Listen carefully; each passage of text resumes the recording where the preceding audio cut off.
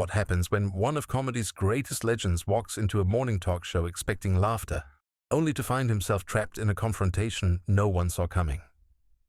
From the moment Eddie Murphy stepped onto The View, something in the air felt off.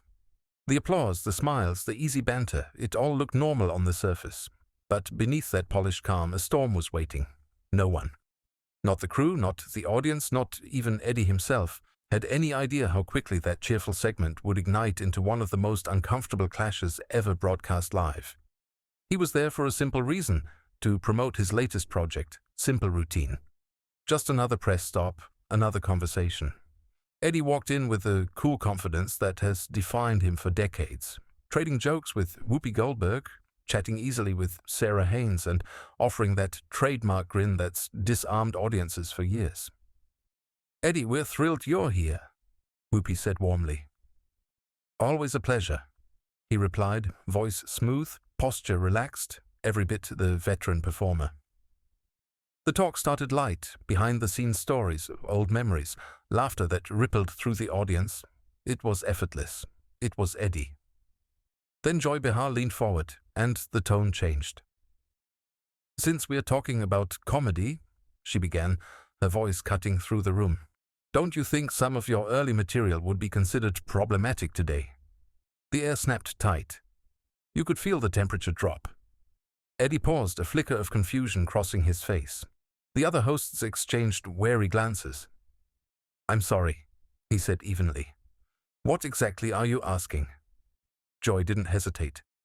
"Some of your old routines were offensive. Don't you think you owe people an apology?"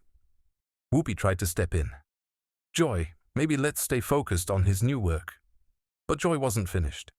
Eddie's expression hardened, his tone still calm but edged with steel. "I've been doing this over 40 years, he said. "Comedy pushes boundaries. That's what it does." Joy's eyes narrowed. "At whose expense?" Eddie didn't flinch. "If we start rewriting history every time society changes its mind, then none of us has a legacy left to stand on. I've grown, sure, but I won't apologize for making people laugh." The tension thickened. Audience members shifted uneasily. Joy leaned back with a smirk that only added fuel. "So, no regrets?"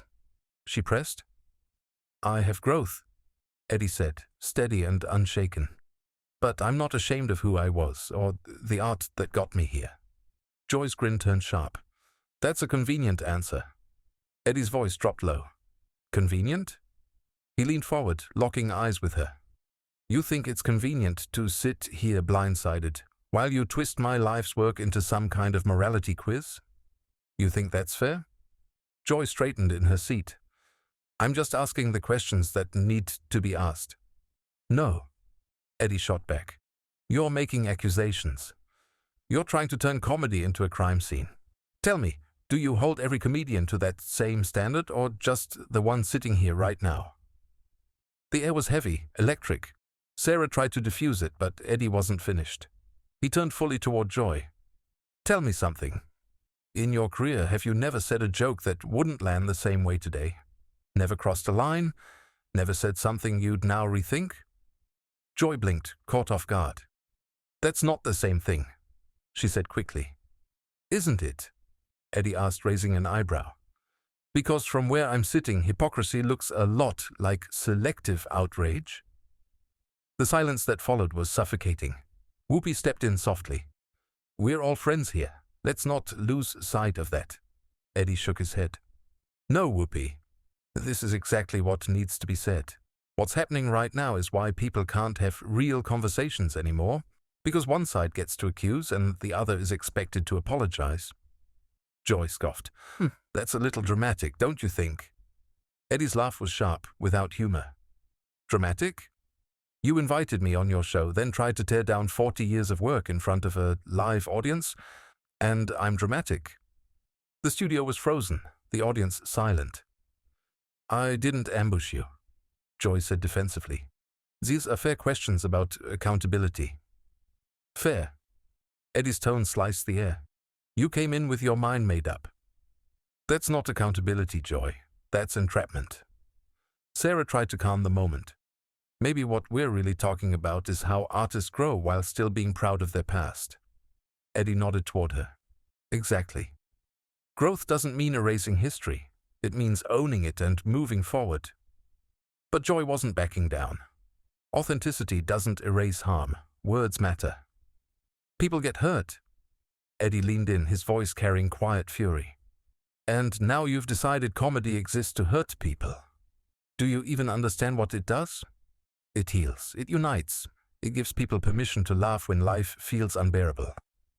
Joy squared her shoulders. It can also reinforce stereotypes. And it can break them. Eddie shot back. Comedy is a mirror. It shows truth. Ugly, funny, real. But you don't want truth. You want control. The room was deathly still. Whoopi finally spoke, firm. Enough. Let's keep this respectful. Joy took one last jab.